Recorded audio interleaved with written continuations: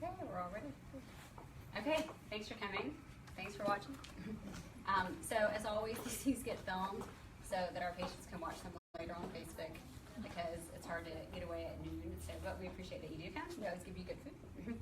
So everyone knows me, so I don't have to introduce myself, Dr. Elena, so it's pretty self-explanatory. And just real quick, we also have some representatives from Juice Plus who are going to talk at the end just about some of their products, with trying to get some of these nutrients into kids, especially the picky eaters who just don't want to seem to eat their calories or eat their veggies, which is understandable in some sense of the word. So there's a lot of topics that I wanted to cover today that I thought was super important, and it's things that I see in practice that end up being deficient in kids. And so it's just, subtle things that pop up and like, what's going on with the iron, what's going on with the omegas, vitamin D. So those are kind of the big three that I wanted to touch on was iron, omega-3, and vitamin D because they have a lot of clinical implications and there's a lot of kind of buzz about them. And then at the end, I wanted to talk a little bit about just kind of a healthy diet in general and making good choices with your little one. And then at the same time, it's one to also review kind of more healthy habits with us not promoting children under eating or overeating and helping them to have maybe a broader food palette instead of being so narrowed. So basically, once you introduce a child to fast food like McDonald's or Chick-fil-A or whatever it is, like all bets are off. That's like a slippery slope. Macaroni and cheese from Kraft, which I'm sure is fabulous, is quickly becomes like their mainstay food choice, and then the problem is like, are they really getting the nutrients that they need because they prefer to eat mac and cheese, and then we're so busy, so we quickly just give in and say, here, just have some mac and cheese, because we feel like, well, at least they're getting calories. And so it's kind of ways to prevent that by making changes when they're toddlers and babies before they develop some of those habits. So I'll touch on that. And then finally, I wanted to touch on a complete blood count, because I think that as physicians, we order tons of tests all the time, and we really never tell you what they are or explain the information we gather from them. So as a hematologist, I think that the complete blood test is the best test ever, so I call it the best lab test ever. We'll have a quick slideshow on it. It's literally a $4 test. I mean, it might be a $2 test. It's the least expensive test in the world. The cash price is like $4. And the amount of information that we can glean from it is astronomical. And so I've given that talk before to other pediatricians because there's so much information that we get from a complete blood count that you just don't really realize. So of all the labs in the world, I think the CBC, as we call it, is probably the best lab test ever. But then again, I'm biased, I'm a hematologist. Okay, so we're gonna start real fast. There's a handout, it's called Food is Medicine. So this is great. This is just a little overview that we made. We hand it out all the time. We will give you one if you don't have it with you. Our phone rings, so excuse the phone. So on the Food is Medicine, on the one column, it'll tell you the nutrients. For example, iron, vitamin D, omega-3, B12, folate, vitamin C, zinc, and vitamin A. And then in the middle, it talks about the medical uses. It's the things that we look for when patients are deficient in those particular vitamins. And then on the right-hand side is the shopping list. So that means that's where we want you to go to the store and actually buy some of those and try to introduce them into your child's diet on a regular basis. Because a lot of the nutrients that they need, if they would just eat it, they'd get it. And so sometimes we don't necessarily have to add additional supplementation if we can just get them to actually eat the food. And then on the back, it actually has healthy eating and lifestyle tips. And so that's where the information we'll cover kind of towards the end is how to get the little one to not necessarily overeat or undereat and kind of how to deal with picky eaters and all that sort of stuff. So we'll save that card and we'll make sure you have one if you're not holding it already. Okay, so I wanted to start with iron. So I've already given you the disclaimer that I'm a hematologist. So iron is my favorite thing ever. And the reason is because it's essential to make red blood cells. So are you all familiar where red blood cells come from? Anyone? No? See, yeah, that's normal, right? So it turns out all of the blood in your body is made inside your bone marrow. And your bone marrow are those long bones that are inside, like your legs, your arms, that sort of thing. So when we test someone's bone marrow, we normally do what's called a bone marrow aspirate biopsy from their hip bone, the front or the back of their hip bone.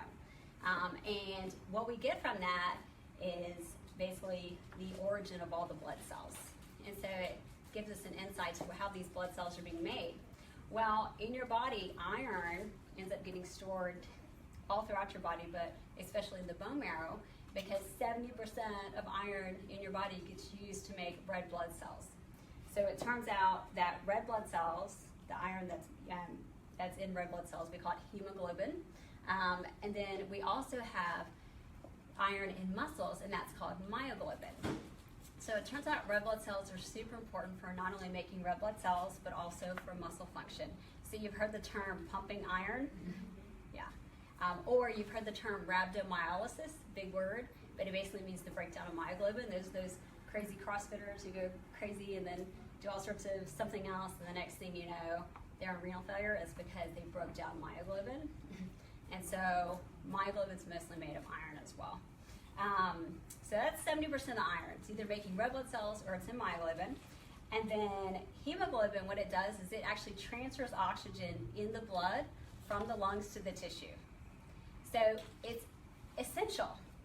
Like your brain can't function if you don't have hemoglobin. If you don't have hemoglobin, that means you don't have red blood cells. Does anyone know what happens if you don't have red blood cells? I'll give you one guess. You're dead. That's it. Nothing else. It's impossible. So when we say someone bled out, if we don't put the blood back in them, they don't have red blood cells. That's it. So the red blood cells are carrying oxygen from your lungs, gets oxygenated in your lungs. It's a long system. We'll talk about it later. And then it goes around the tissues. Now, if you don't have enough red blood cells, what happens is that your heart just starts pumping faster. So if you think of it this way, and the way I kind of give the analogy is, red blood cells are kind of like a train, and the hemoglobin is on the little carts, and it's holding the oxygen, and it's the train's just puffing off oxygen to the tissues going throughout the body, the train. Well, suddenly if you have less red blood cells, you have less cars, but your need is the same. You still need to get as much oxygen to those tissues. So the only thing the train can do is go faster. So your heart starts da-da-da-da-da-da, because now the train's moving faster to still unload that oxygen. But then you get to a point where it can't unload oxygen because in the heart, it's called heart failure. And so people who get profoundly anemic because they either bleed suddenly or they become severely iron deficient and don't make red blood cells can develop heart failure and then ultimately organ failure and death. And typically they fall asleep. So when we've had patients, for example, who died from anemia, say they had leukemia or something else, and we decided it was time not to initially transfuse them anymore, knowing that they'd become more anemic, they actually kind of peacefully fall asleep. So it's not this horrible thing, but for the rest of the population, we obviously don't want that. I literally will every now and then get called from the emergency room or the hospital for a kid who's 3 years old or 5 years old or however old they are, whose hemoglobin is only 3.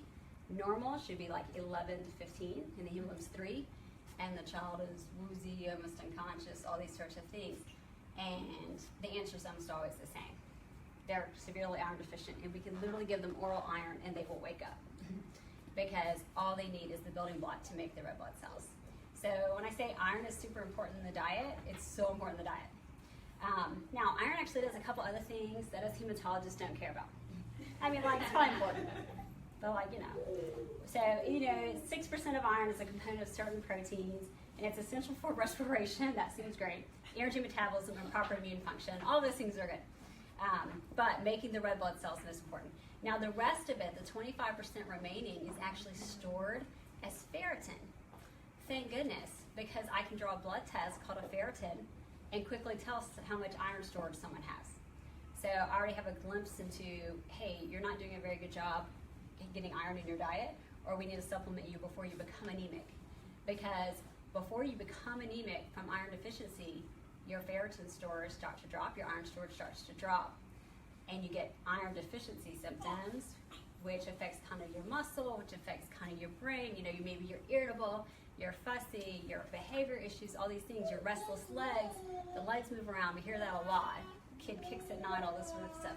Your iron stores might be low, but you're not actually having iron deficiency anemia yet. That's the last stage of being iron deficient. So iron has lots of functions, and the worst thing that happens to you when you're iron deficient is the anemia part, which can be fatal if left completely untreated. So little known factoid, because I love this. For some reason, design, the adult average male has 1,000 milligrams of iron that's stored, and that's good for like 3 years. But women only have 300 milligrams. That's only good for 6 months. And I would like to make the argument that we use our iron on a monthly basis all the time. So that's it. But it is important because we see iron deficiency anemia in women so much more than men. Like if we see it in a man, especially an adult man, we're probably going to be doing a colonoscopy and looking for colon cancer. Like why are you losing iron? Because most men are meat eaters, it's in meat, and they're pretty good eaters. So adult male, we start looking for things like colon cancer.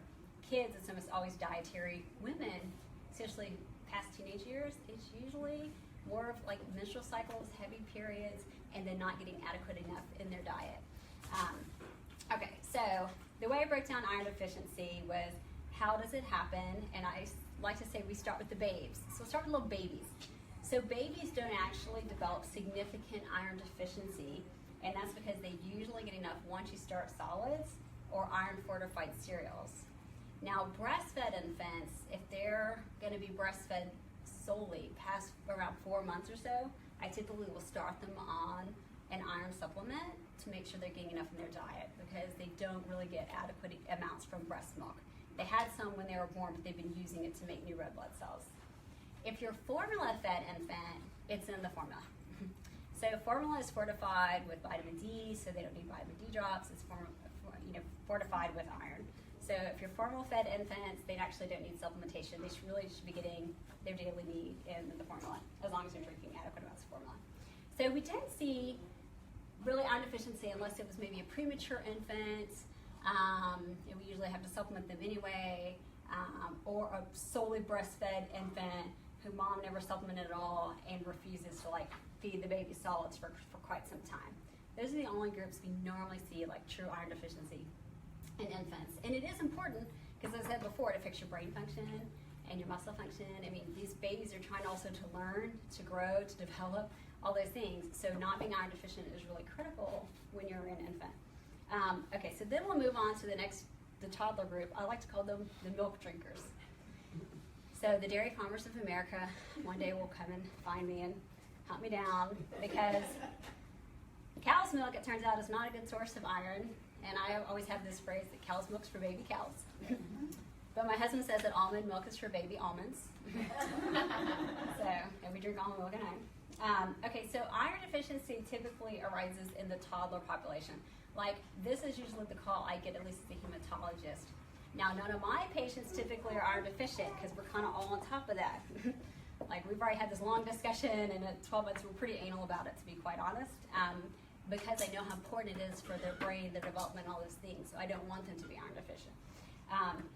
But the little toddlers who were kind of heavy formula drinkers or heavy breast milk drinkers who then become 12 months old and suddenly are drinking all of their calories, those are the ones we worry about who are going to get iron deficient.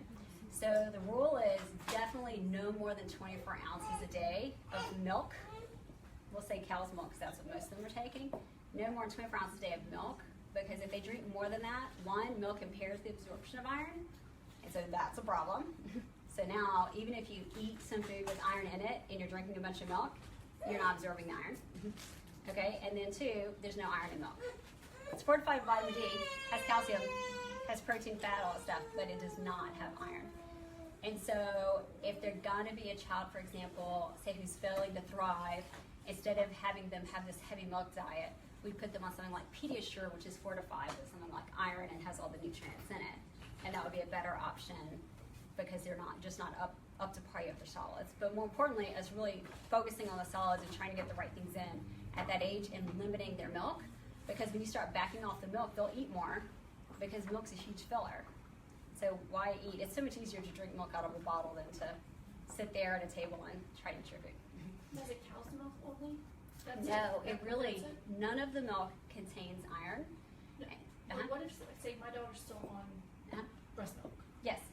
but she eats, I mean, it's only like morning and the evening nursing, right? But she eats the bulk of her calories as food and no cow's milk. Will the breast milk still inhibit the absorption of the iron, or? It can, and there's not really adequate iron stores in it. So even if they're breastfed, say past 12 months, we really recommend no more than, I say 16 ounces. Because I feel like when you ask people, like, how many glasses of wine did you have? And they say 2, they mean like 4. So I was there on the side of saying 16 ounces, it's 2 cups a day. You really need more than that. And then you really should be eating your calories. And that way really, and then change the milk to like a cup. Nothing, especially the heavy milk drinkers, nothing turns off the heavy milk drinking toddler who drinks out of a bottle more than a cup. Suddenly they're like, I'm not as interested in this milk thing. And let me, so that's better for their teeth. I mean, I try to get them off the ball by 18 months, but really at 12 months, I'm like, they don't need it if they can drink out of a cup, go for it, because the pearly whites, perfect. So the milk drinkers are the ones that, so at 12 months, we check their complete blood count, which you'll review, my favorite lab test. And then at 24 months, we check it again. And then intermittently, here and there, depending on what's going on. As they get to be older and closer to teens, especially teen girls, we normally will check one. And even teen boys, as they hit their growth spurt of puberty, can become iron deficient. So the next group is what we call the picky eaters. So I feel like all these toddlers go from drinking heavy cow's milk, and then suddenly they become 3-year-olds. Good news, they're not drinking as much cow's milk, but now they're picky eaters. And they only want mac and cheese out of the box. And what happens is that parents very quickly tend to cook 2 meals. They cook like their own meal, which actually is probably pretty nutritious looking, and then they're cooking this peanut butter and jelly sandwich on the side, or whatever it is, because the kiddo just refuses to eat their food. Some of that is playing hardball as a youngster, meaning if we start from a very young age and put a plate in front of the kiddo and be like, no, that's dinner, go for it. And if they don't want to eat it, say, okay, put it away, bring it back out when they're hungry again. And from a young age, refuse to be cooking extra meals to let them get away with that. They quickly will just eat what you offer them. And so the key though is starting when they're really young. Once you have a 5-year-old who loves Chick-fil-A or who loves Kraft mac and cheese, oh, good luck. I mean, I can sit here all day, but that kid's gonna eat Kraft mac and cheese. And the other advice I give, especially for the picky eaters, to try to avoid the picky eaters, is do not order off the kids' menu at a nice restaurant.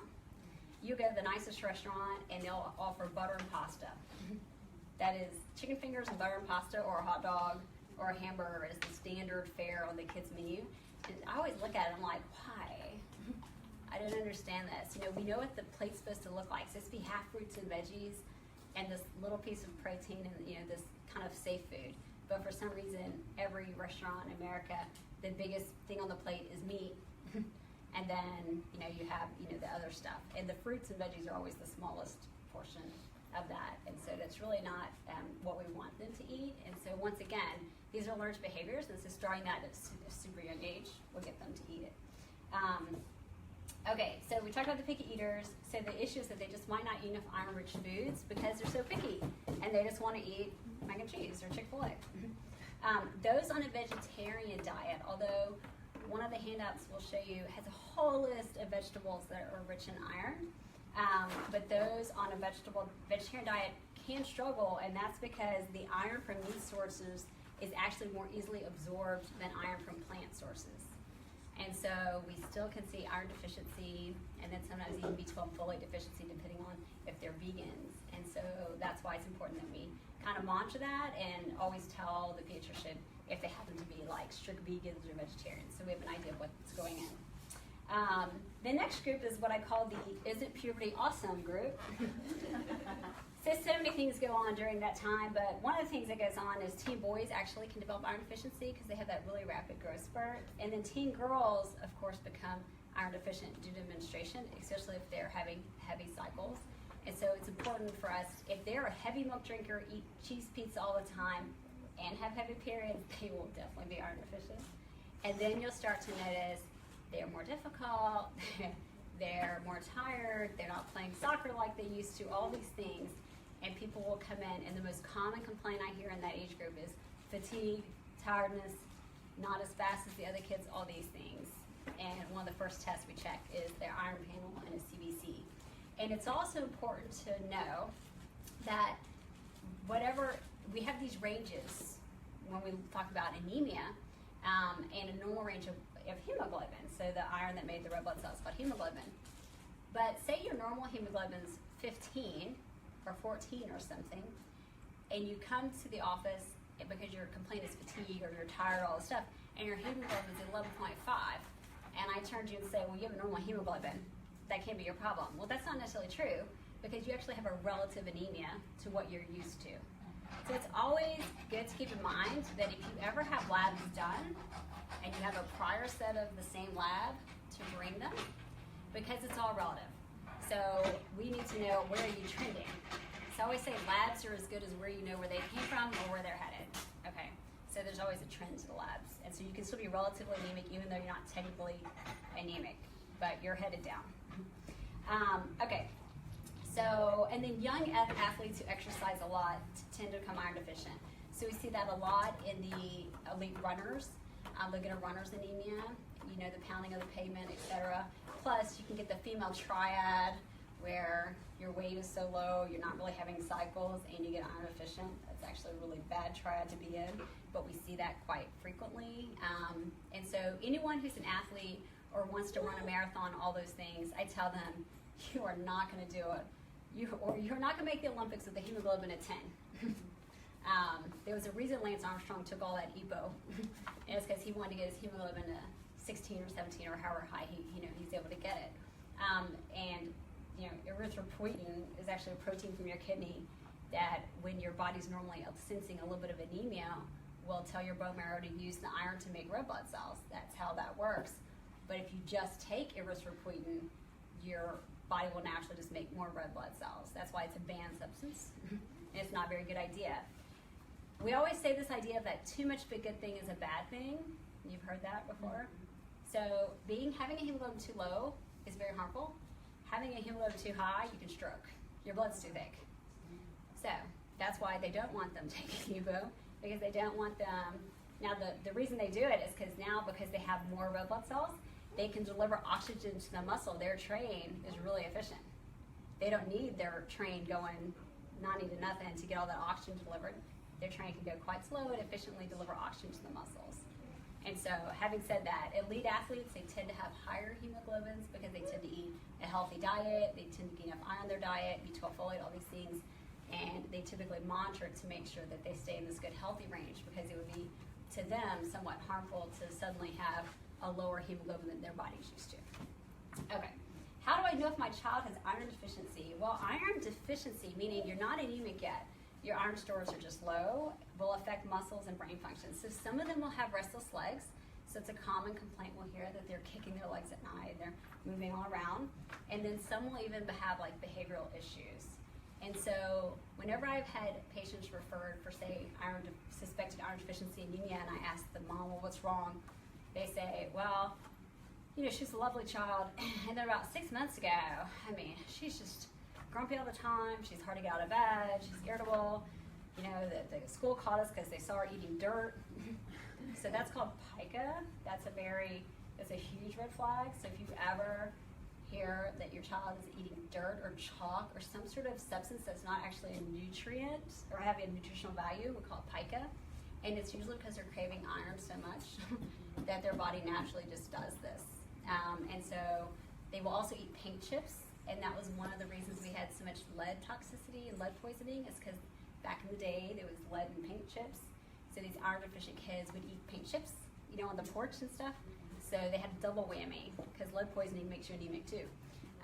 And so when babies are little, at 12 months, we normally check their CBC and their lead level, and then again at 24 months, because where we live, turns out there's lots of lead exposure, even though it's not really in our walls, I think, hopefully more.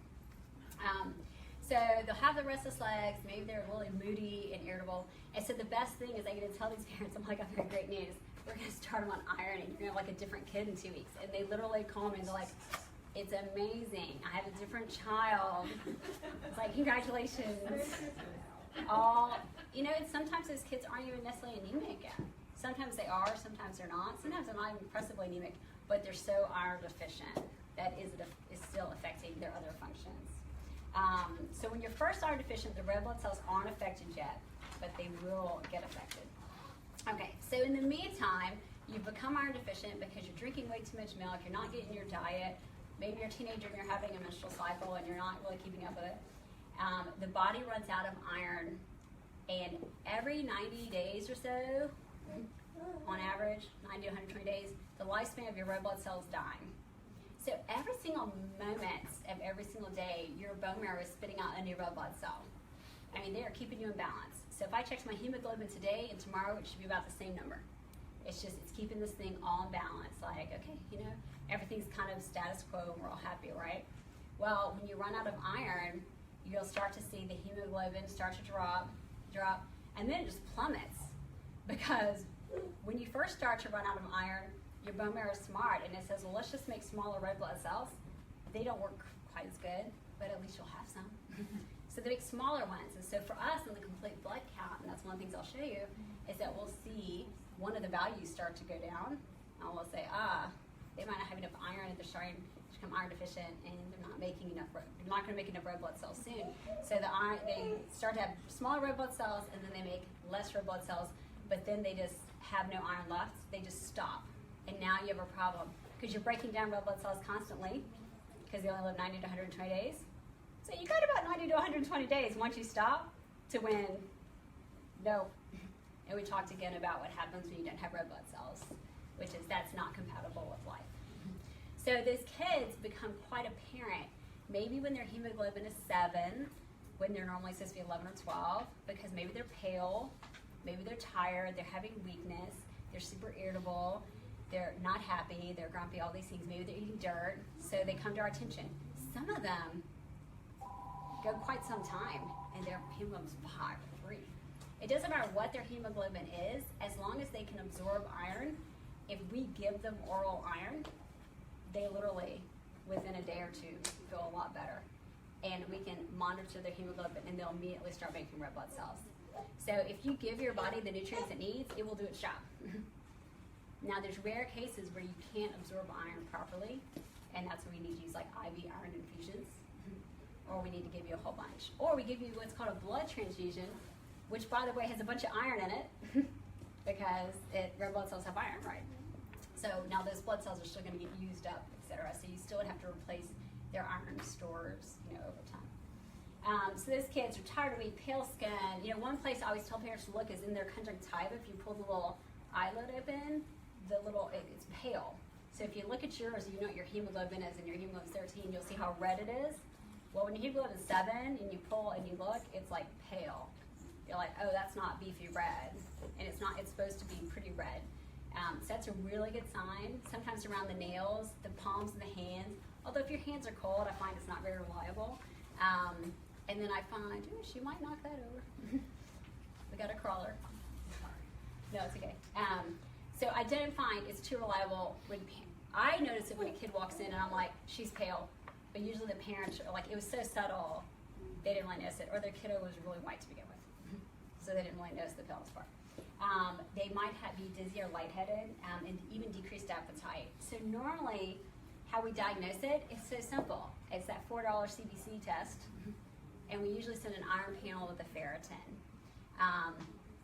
There's a few other nuances, but they're not really important. But the ferritin tells usually the story. The problem with the ferritin, I always warn parents straight up, if their child is actively sick or has some sort of chronic condition that's making them have inflammation, the ferritin is also a marker of an acute phage reactant, and so a ferritin can be falsely elevated because it's actually elevated because you have Crohn's disease or you have something else going on or you're sick, as opposed to it's elevated because you have normal iron stores. So whenever we see a normal ferritin, but everything else looks like iron deficient, and the kid probably looks iron deficient, we treat with iron, and we end up repeating that test when the child's like at a baseline state. So even though it's the best test, that iron storage test, you can be misled, so that's why it's important for us to look at the numbers. Now, how do we treat iron deficiency? Here's the problem. you can eat all the meat in the world, and I hear this all the time, like, well, we decided just to give her a bunch of meat. It's not going to work. Your hemoglobin is 30, I don't care how many pounds of hamburgers you consume, you are not going to raise your hemoglobin back to 11 eating. So at that point, and the reason is because not very much, it's really not that well absorbed from plant sources. It's better absorbed from meat sources, but if we need to replace it, we're going to have to supplement it with an actual iron supplement. We usually use ferrous sulfate. It can discolor the teeth. I try to get parents to take it with a straw. It's better to take iron with vitamin C, even meat sources and stuff, to take it with orange juice and avoid milk. If they're milk drinkers and that's where they iron deficient and they ended up in the hospital, I'm like, we're done with milk. We can drink milk later, but we're not going to drink it until we want to give you a blood transfusion just so you can keep drinking milk. We're going to give you iron, and we'll give you orange juice, and if you have, Pediasure is an option. I mean, if they have to have something, because they're just not good regular eaters. But otherwise, we have to use iron supplementation. It can be a little bit constipated. And then once we get their stores up, which takes 3 to 6 months, we sometimes leave them on a little maintenance dose, or at that point, we just make sure they're definitely getting it in the diet, for sure. All right. So, don't forget, vitamin C helps you absorb iron. Milk impairs the absorption. So the same is true as when you're like on an antacid. The same is true as like if you're on an antacid, that will really impair the absorption of iron as well. So the kids on Prevacid, that's why I don't like to use those things long term, and those acid blockers, it actually impairs the absorption of iron as well. So when will my child feel better? Within a day or two. It's great. They really get their energy back, and then within a month, the hemoglobin levels clearly are rising, and then the energy levels return, and then plan 3 to 6 months of iron supplements, and we rarely need blood transfusions unless we either A, don't know what's going on, or B, we think they're acutely bleeding, or C, they're comatose or something. Now, an ounce of prevention is worth a pound of cure, so let's eat some food. So I love this one tip, which is try cooking in a cast iron pan. Apparently, it will absorb some of it. So I listed the meats like lean beef, veal, pork, lamb, chicken, turkey liver, but not everyone's meat eaters. Remember, that's the iron source that's best absorbed. But from the plant sources, vegetables, the leafy greens are rich in iron.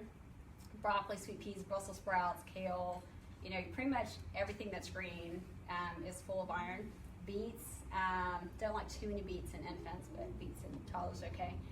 Potatoes, green beans, corn, cabbage, so lima beans. So there's a lot of things that have iron, so you don't really need to necessarily have to be a meat eater to get it. But once again, this will not replace iron deficiency. This will not treat it. This will only maintain your iron stores.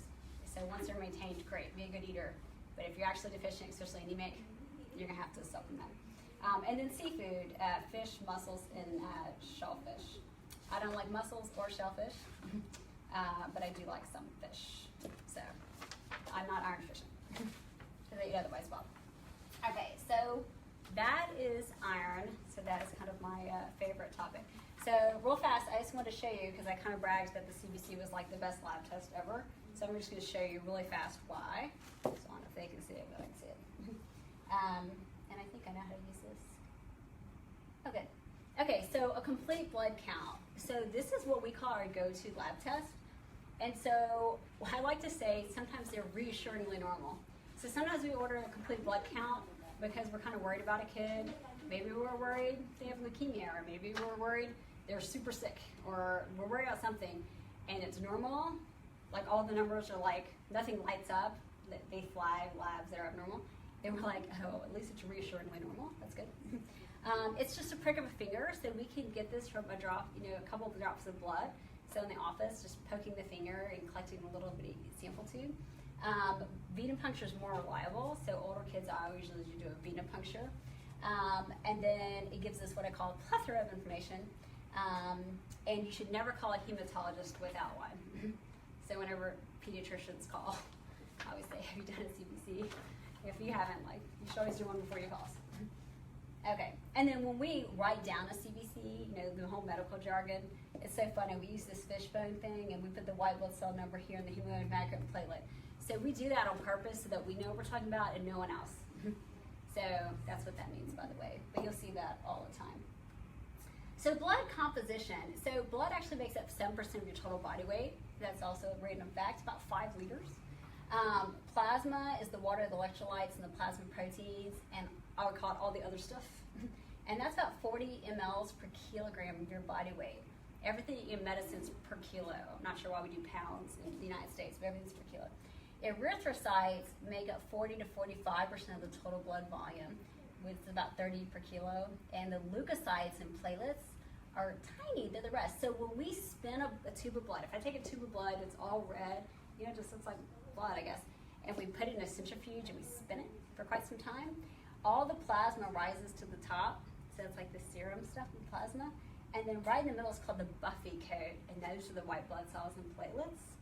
And so when I used to do lab work, we did a lot of stuff with the white blood cells, so I was always collecting out, the Buffy coat. And then what's rest is the red blood cells. And what's cool about that is that when they're calculating a hematocrit, so we have something called the hemoglobin, which is a measurement, and then they're calculating a hematocrit, which is another way we think of anemia.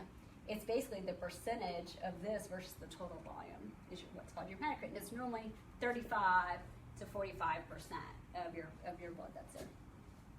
So all this originates in your bone marrow, like I said. This is like a femur bone, the long bone. Super cool. And it ends up generating all these cells. But let me just show you how difficult this is. It actually looks like this. We call it hematopoiesis, which means the making of blood cells. We use big words so that no one understands. Okay. There's actually a disease called hemophagocytic lymphohistiocytosis that most doctors can't say either. And we do it so that no one knows what we're talking about. So hematopoiesis, it only means the making of blood cells, nothing else. Hemato means blood, poiesis means making. But they all start with a blood stem cell. And the reason this is important is when we talk about like leukemia, and people are like, well, how did that happen? It's like, well, sometimes somewhere along the way, a rogue guy gets in there and starts proliferating and ends up out of control. And you end up with a certain type of leukemia. So this system has to work properly, but they all start from one stem cell, and they either make different types of white blood cells, progenitors, and then they come down and they make all this stuff. And so the red blood cells end up down here, and the platelets, and then all these white blood cells to fight infection.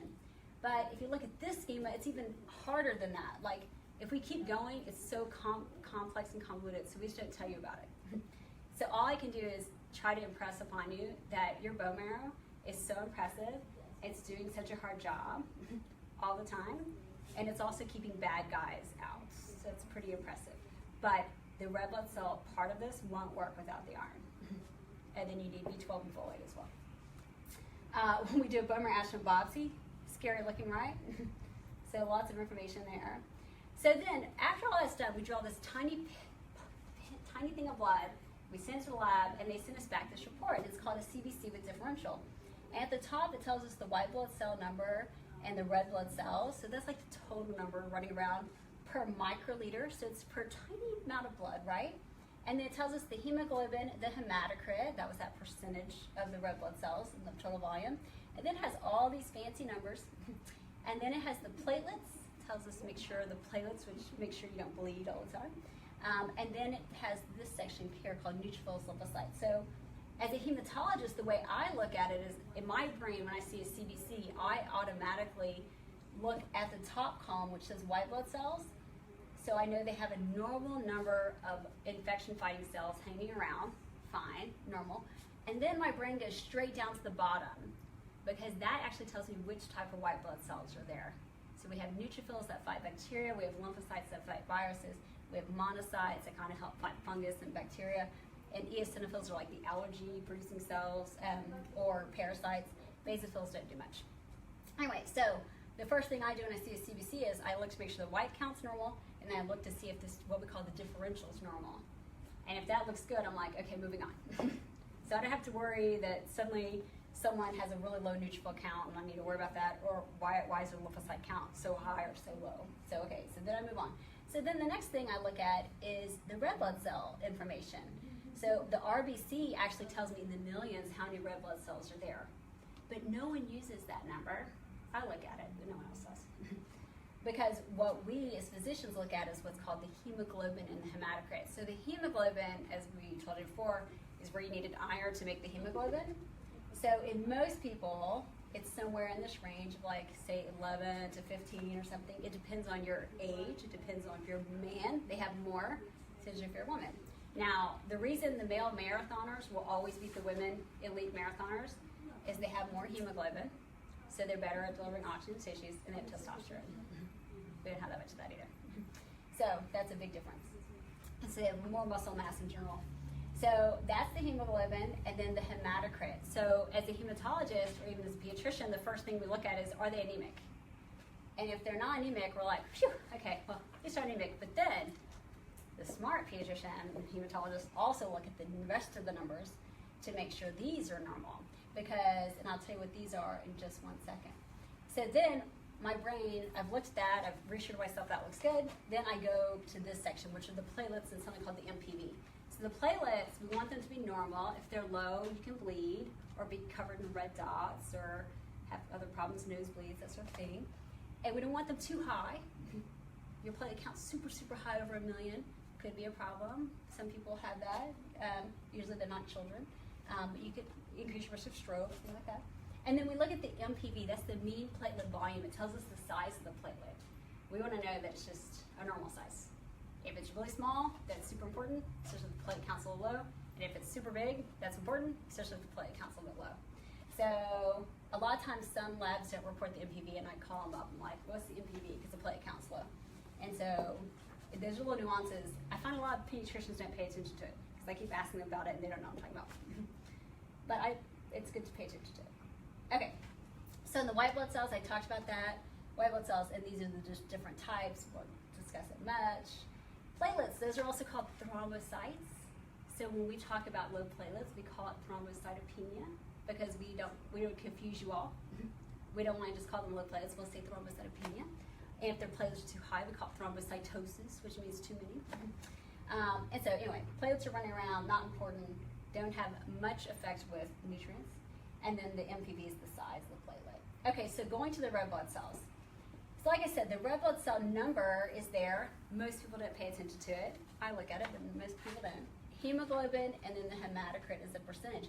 But then it gives us these great numbers down here, the MCV, the MCH, the MCHC, and the RDW. And most people are lost at this point. And I think when I gave that talk to the pediatrician stuff, they all glazed over, and I was like, oh, well. So the lab measures these, but the lab calculates these numbers. But these numbers are the ones that are actually super important, especially if a kid's anemic, because it gives us a clue to why are they anemic. It isn't because of iron deficiency or B12 or folate deficiency or something else that's affecting their marrow. This is just a slide about red blood cells. They're really cute. They look like red donuts. And that's what they're supposed to look like, and that's like normal size. When you become iron deficient, they become really small. So when you look under the microscope, they're like little bitty red blood cells. And then when you're, say, B12 and folate deficient, they might be big, and that's abnormal too. So we want them to be normal size. So we can have erythrocytes, fancy term for red blood cells, too many or too few. So when the too many we won't talk about, that's a different problem, but the too few is the anemia. And it's important to know, I hear this all the time, oh, I have a family history of anemia. And so I'm always like, okay, what kind? Just being anemic is not enough for me. I need to know, like, was it iron deficiency or is it thalassemia? Like, I have all these questions, and they never know. So if you're ever told you're anemic, hit your doctor hard and say, like, okay, I'm anemic, that's great. So why am I anemic, and what is that called? Because that's actually important information, especially things that might pass down in generations like thalassemia or sickle cell anemia or something else. So just saying I'm anemic is not enough. Okay, so hemoglobin. After I bragged on hemoglobin so much, I'll remind you that the heme molecule is made up of iron and this thing called protoporphyrin. And then, of course, something called the globin structure. This is only important because, like in sickle cell disease, the problem is with the globin structure and with some of the thalassemias, etc. And so the hemoglobin molecule, which is mostly made of iron, you need it in order to make this whole red blood cell. As you can see, it's kind of a crucial component of making the red blood cell. So iron has to be there. All right, hematocrit, I told you before, it's just dividing the number of red blood cells by the total volume. And so that's someone who's anemic. See how little red blood cells they have versus the total volume. So it's simple, right? And then these numbers, the fancy red blood cells numbers. So I say size matters. So from an iron deficiency standpoint, when we look at a red blood cell or we look at a CBC, if we see that the size of the red blood cell, which is called the MCV, the mean corpuscular volume, corpuscular is another fancy term for red blood cell, just so you don't know what we're talking about. So if the MCV is small, that normally in most kids means they're probably iron deficient, because that's the most common reason for it to be small. There are other reasons for it to be small, and that's why sometimes they end up at my door. So MCV, so we know what normal is. Normally it's a small cell, we'll call them microcytic, it's fancy. Normocytic means it's normal size MCV, and macrocytic means it's too big. So as you can see, the small ones are right here. They don't have usually enough iron or something else in them, which makes them small. You can have too big of red blood cells or too small. Under the small ones, the iron deficiencies, but you can also have that thing called thalassemia I talked about. Even chronic disease can make you anemic. Hemolytic anemia means you break down red blood cells. Hereditary spherocytosis means there's just a problem with them, or even lead poisoning. So it's just important to remember that there's a lot of different reasons to actually be anemic. So if you're at the doctor and they tell you you're anemic, you need to actually ask them, okay, that's great, why am I actually anemic? Especially in kids, like we don't want to miss lead poisoning and chalk that up to iron deficiency because their cells are small and treat them with all this iron, and we never address the fact, because lead toxicity is really bad for you. Like we know your IQ will be lower if you have lead poisoning, so that's something we have to address. The MCH, we want to address it. It's low when you're iron deficient. MCHC is also low when you're iron deficient. And there's something called the RDW, it's the red cell distribution width. It actually rises when you're iron deficient because that basically means you have a bunch of different size red blood cells running around. So for me, as a hematologist, if I look at a CBC and quickly see the hemoglobin is low, the MCV is low, the RDW is elevated, it's probably iron deficiency until proven otherwise. And I can check a ferritin, iron panel, etc. But I can even give them a trial of iron and then repeat it in 4 weeks and see if that works. So this is a classic example, 6-year-old Caucasian female with the complaint of eating dirt, okay, being difficult at school or at home. And when you ask her, she drinks more than 24 ounces of cow's milk a day. And then she's slow to become pale, all these things, and so that's what we notice. And this, when only your hemoglobin is affected, and these numbers, you're probably just iron deficient. And so then we try to fix that. And so, now, why they get iron deficient, I'll just remind you, I have this nice picture of cow's milk for the dairy farmers of America to hate me. So, yeah, I keep waiting for them to call. So the management, we don't have to transfuse them, and that's like the best part. So, you know, just remember that, is just we can give them iron and they will literally kind of wake up. It's amazing. Now prevention, and here's the colorful pantry of food. So it's just a colorful plate usually has enough nutrients. If your kid will go eat at a sushi restaurant, they're probably doing okay. If you look at their plate and it's the same color every night, you're missing the boat. So in order to get all the nutrients, you really need a really colorful plate. Okay. Now, for example, this is a CBC, just to give you an example of why trending is important. So if we ever say we're going to do a CBC, but we want to check another one, this is an example of someone who had a white count that was okay. The neutrophil count was low. The hemoglobin was okay. The platelets were okay. But a month later, had all sorts of problems and kind of big lymph nodes. These numbers all started to go down. And then by the time I saw them, these numbers were like really down. That kid just had leukemia. And so, you know, that's why it's important to not treat one thing or to say, well, we already did a CBC and it's perfectly normal, so you never need one again. So these things trend in time, and you have to sometimes follow trends. And so that, for example, is leukemia. And that's what leukemia looks under a microscope. That's leukemia. It's super ugly. Now, because it's so ugly, I left you this picture of this cute dog because it turns out leukemia is actually fairly uncommon. So you should probably just focus more on the cute dog and then just like eating a really super balanced diet. So don't worry. If I say don't worry, or if you worry, call so we can worry for you. Any questions on a complete blood count? Isn't that like the best lab test ever? That was $4 worth. Yeah. I think it's very underrated for its $4 test. So the other two handouts I just am basically going to give you, and so these are handouts about kind of the other vitamins that are super important in the diet. I actually got these from kidshealth.org. They're actually a great resource. And the second handout I really like because it talks about go foods, slow foods, and woe foods. So there is a chart on the second page when we talk about kids and their diet, we talk about sometimes there's things where we call them go foods. Go for it. You want to eat that, you keep going. Then we have foods that are slow foods, maybe not so much. Then we have woe foods, like maybe very moderation, like back off, back off, back off. So anyway, it gives you this really great table. Like for example, for fruits, go foods are fresh fruits and frozen foods, fine. But woe foods are fruits canned in heavy syrup, right? So we don't want to give them just a bunch of sugar on top of the fact they're getting fruit. And so, but we see it a lot because they make those little packets that are easy to do, right? And so, bread and cereals. Apparently donuts are a woe food. I'm so sorry to break it to you. I have to break it to my daughter. That's a woe food. And white bread's a slow food. But, whole grains. It's important they actually get whole grains and stuff. And then even milk, yogurt made, cream cheese, full fat cheese, that sort of stuff. Having said that, I'm not too picky on cheeses, Greek yogurts, things like that. I think if they're healthy, we want them to get good probiotics and all that stuff too. And so I think I'm more of a Nazi on drinking too much milk than I am like yogurt, for example. And then, meats, beef, for example, that wasn't trimmed with fat, things like that.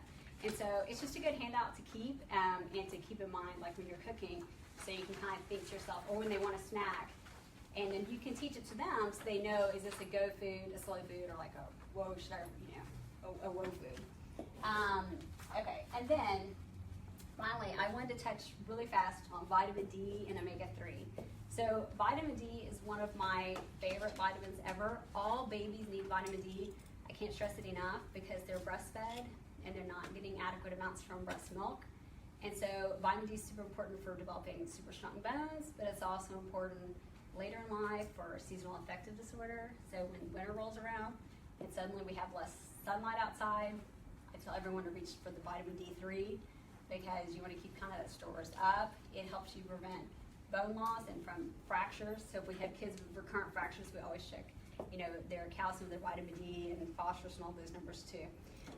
And so it's associated with the wintertime blues to have deficiency and with depression. And so even kids who come in and their complaint is like tiredness and fatigue all the time, I typically check a vitamin D. And I have to say, a lot of times I check it regardless of the age, it's low. It's super common because they're either, they're not drinking as much milk anymore, but we're just not getting the natural sunlight as much as we did before. Everyone wears sunscreen, but they're also just not getting in the food. So on the shopping list, it tells you other places, that you can actually get vitamin D, including orange juice, egg yolks, cheese, not natural sunlight, of course, and fatty fish. And then omega-3. So what we have found with kids and omega-3 is that kids who have ADHD, there's actually a food supplement, it's a prescription supplement actually called Viarin. There's other ones that are now coming on the market, which are basically an omega-3 linked to phosphatidylserine. And that component has been shown in studies to actually improve focus because it basically gets it across the blood-brain barrier and helps work on neurotransmitters. And so what we find in most kids is, especially the ones who have ADHD, is that we're either picky eaters or they like fast food a lot. They are not the kids who are going to sit down at a sushi restaurant and have that big piece of fish or anything else. And sometimes you even see like the little toddlers, and they're just what I call the super wigglers. I mean, they're in the office, and within 3 minutes, they've been everywhere in my office, and they've opened every drawer and all this sort of stuff. They're on the move. And you'll see them even at 6 months. They are just flipping over every time. So we call them the wigglers. And it doesn't mean they'll have ADHD later. It just means they're really active and they move around a lot. And I try to encourage them from a really young age to try to get those omega-3s in because it turns out it's pretty important, with trying to improve focus and decrease impulsivity and all those things. And so it's a non-medical or it's a non-medication route that a lot of neurologists now also use for ADHD, especially little kids who are so active. But it's also like in older people, this is how we lower triglycerides. Omega-3 is like one of the front lines, at least in children, with lowering triglycerides when their triglycerides are too high. So the healthy fats are actually really, really good for you. So when people always talk about a certain diet here or there, Mediterranean diet. Like if you had to choose, like me, I would choose Mediterranean diet, healthy fats and olive oils and the healthy oils, because you typically get all the nutrients that you need. and if you use a lean meat source to go with it. So, and then on the back of that fancy same handout, one of the things that's just important that I like to point out is with kids, when you're starting to feed them and now they're toddlers and they're starting to all that finger food and stuff, one, let them do the finger foods, let them choose what they're having. I think that's fine, as long as you give them, your only thing you do is give them a nutritious plate, half of which is fruit and vegetables, right? And then the meat source and stuff. But let them go for it, do what it is they're gonna do. Don't reward them with food. So don't say you have to finish your plate in order to get dessert. So never force them to finish their plate. Kids naturally will just stop eating when they're full. And parents will fret all the time and say, well, let me give them a ton of milk to make up for it because they're not eating enough. Like, no, they just regulate it. They'll eat more the next day, they eat less the next day. They just regulate it. And if we kind of left them alone a little bit, they probably wouldn't overeat. But we force them to overeat because we make them finish their meal. We make them finish this in order to go watch TV. We make them do this. And then we say things like, well, you can't have dessert until you do this, and they want dessert too. And you don't have to have dessert. It's good to have if you want to, but it doesn't have to be at every single meal. And then never use food as a reward. So if you wouldn't clap for yourself for accomplishing a certain task, like going to the bathroom, then there's no reason to give your child a chocolate treat. But we see that all the time. Like, yeah, let's give you an M&M because you missed the potty. And I'm like, really? I didn't get an M&M, and I went 4 times yesterday. You don't keep a jar? I should, right. What were we thinking? But it kind of promotes a little bit of emotional eating, right? Because you've attached to that emotion of, I did something great, let me reward myself. And as they get older, they start to say, something went really bad, let me comfort myself, right? And so the whole idea is food is actually fuel. So we think of it more as, hey, we want to get them the nutrients and be really big and strong and be able to go as fast as Lance Armstrong without using EPO, right? Then food is fuel. But if you use food as reward or for comfort or all those other things, that teaches them from a very young age, like these negative food patterns. And so, but kids will also emulate parents.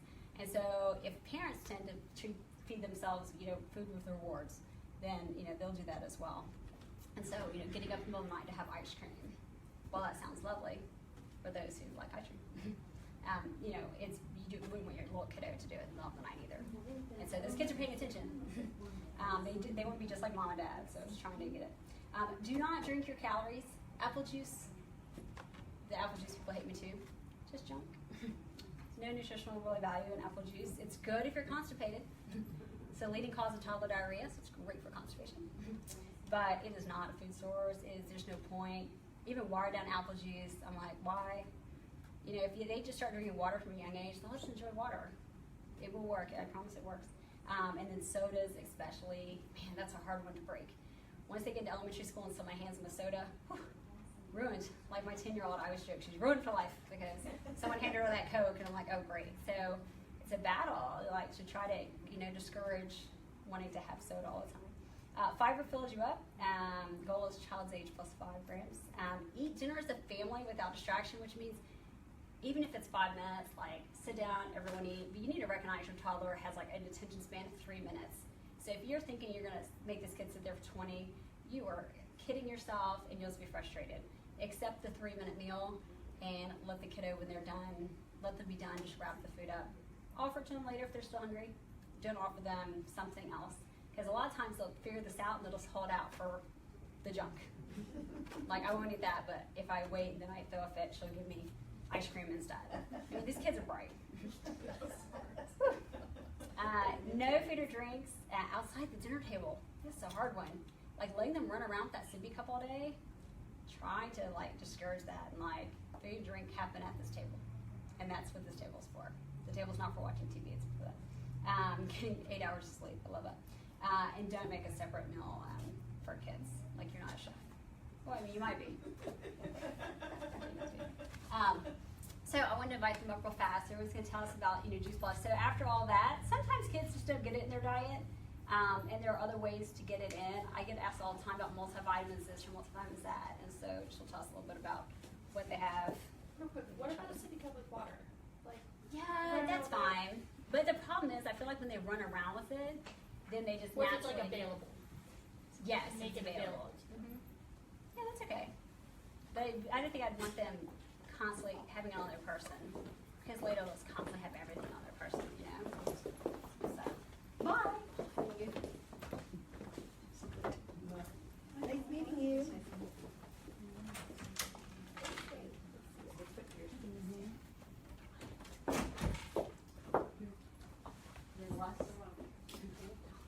Have you tried this? No, this stuff's fast, right? That was that one. Yes. Oh, is there okay. recording? Thank you for having us here today. Yes. This was amazing to learn all this information. Yeah. So now we really know how good food is for us. That was really cool. So we'll just tell you a little bit about Juice Plus, because what you said is true. Most kids eat beige and white foods, the SAD diet, standard American diet. I'm sure you all have heard about that. And half the plate is supposed to be fruits and vegetables, and it's just not. So we have come up with, Juice Plus has come up with an amazing product. It's fruits, veggies, and berries in capsules. So when you consume your 2 of each every day, that's the equivalent nutrition of about 10 servings of fruits and vegetables every single day, guaranteed. And we already know what all those fruits and vegetables do for our bodies. And on your chart, you even have, for iron, you have leafy greens as one of the sources of iron, and we have leafy greens in our veggies. We have kale, we have cabbage, we have spinach, we have parsley. So you're getting all the greens that you need, and that's your iron. We also have in our the fruit blend has the oranges that you talked about, oranges, and we have apples and papaya and things like that you have on over here. And in the berry blend, we have an array of different berries that we never even heard of, like the elderberry and the bilberry, black currants, things that you don't normally eat. So the whole colorful rainbow that you talked about, Doctor, we can give you in capsules. And the beauty of the Juice Plus company is we believe in healthy families. So for every adult that purchases Juice Plus, you get the gummies for the kids for free. If the kids are under 12, typically they want gummies. If they're over 12, they get the capsules or the gummies, whichever one they prefer. And then they'll get the adult serving for free as well.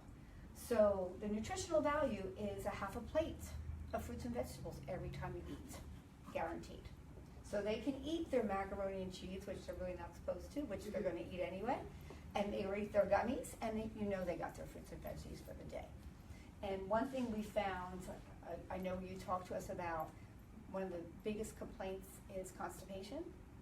They eat those gummies every day. They enjoy the go, as Mo would say. This is Mo, and her slogan is, if you can't go, call Mo. So that's a little bit about what Juice Plus is about. And then also what I want to talk about is when Doctor was talking about the Omega Blend. So we have an Omega Blend. It just came out this month. And we have it confirmed by the company that you can take the Omega Blend, children can take the Omega Blend, which is really, really cool. But the only stickler is they have to be able to swallow a capsule, because it is, yeah, it's capsules, but it's all plant-based.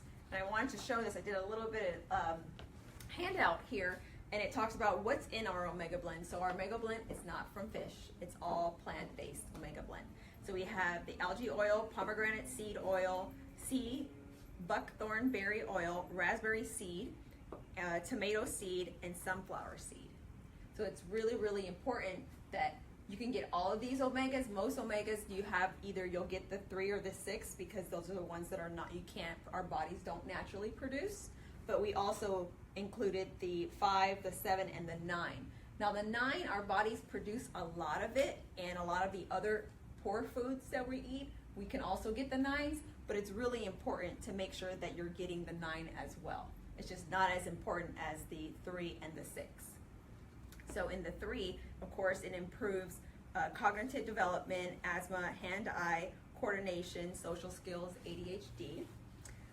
The omega-5 are believed to have a positive effect on weight, cardiovascular health, and blood sugar balance.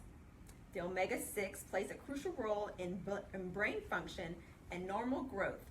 Health stimulates the skin, the hair, maintains bone health. 7 reduces the risk of heart disease, diabetes, cancer, and other life-threatening disorders. So it's really, really important that we are getting our omegas in along with all the other fruits and vegetables. And something else that we wanted to share, what our company has just launched for children. So it's called Start Strong. So not only do we provide all these great fruits and vegetables in an easy format from gummies and capsules, we also provide a program, a free program, and it's called the Healthy Living Revolution. And it's a free website, and you can go to the healthylivingrevolution.org and .com. And then here's one of the handouts that you can get when you're in there. So it's Start Strong Challenge. And then we also in there, we have the Child Health Study. And then we have a contest, it's a YouTube contest for your children as they're doing their healthy habits, videotaping them, and then of course you consenting, and then they can be a part of our Healthy Living Revolution and the Start Strong Challenge. So the Start Strong Challenge is really cool. So when you print it out, it has a breakdown. You get there is a recipe book, and then also a guide, and then you can go over it with your children. It has lunchbox planning guide in there. They have delicious snacks for children, and then the challenge. So the challenge, this is the guide. So you take it to the grocery store, and then these are delicious snacks and foods that you can give to your children, and they have them listed out. And then the challenge goes from 3 to 6 years old, and then of course for the older children, 7 to 11. And then you can choose your own challenge in the back, and in any age, and then you can put your things in there. So what it is, you print this out, you have stickers, and for the 3 to 6, one of them is sit quietly for 1 minute and take 10 deep breaths. And when the child does that, then they get their sticker. And we're finding a lot of the people who do have children that already started this preliminary period, the children are really being engaged and interactive, and they want to do this. They want to get the stickers. Another really cool one is help with grocery shopping, take an exercise break, 10 arm circles, all things that they can do. Do a superhero pose for 10 times. That's really, really fun. Drink a glass of water 5 times in 1 day. So they're really simple, easy things that they can do, and it promotes our simple change every month. Doing one thing, and then it becomes a natural habit, and then it doesn't become something that you do for fun, it becomes something that you do every day.